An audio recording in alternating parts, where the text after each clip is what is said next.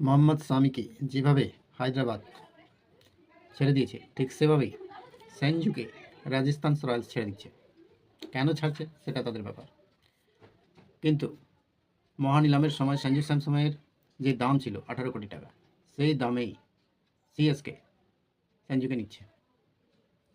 সঞ্জু কিন্তু এখন সিএসকের কাছে মহামূল্যবান ক্রিকেটার, অর্থাৎ ধোনি বেশি দিন আইপিএল খেলবেন না, অর্থাৎ সিএসকের হয়ে খেলবেন না। সম্ভবত এই সিজনই তার শেষ সিজন হতে পারে। তিনি এখন পর্যন্ত অবসর নেননি, সম্ভবত এই সিজনে অবসর নিতে পারেন। তিনি অধিনায়ক প্লাস উইকেট কিপার ছিলেন, কিন্তু তার জায়গায় অধিনায়কত্ব করছেন অন্য কেউ। তো সেই জায়গাটা সম্ভবত সঞ্জু স্যামসনকে দিতে চাইছেন, কারণ সঞ্জু স্যামসন একজন অভিজ্ঞ ক্রিকেটার এবং তার সাথে বিগ হিট নিতে পারেন এবং ভালো ব্যাটিং করতে পারেন। সেই জন্যই সম্ভবত সঞ্জুকে দলে নেওয়া হয়েছে।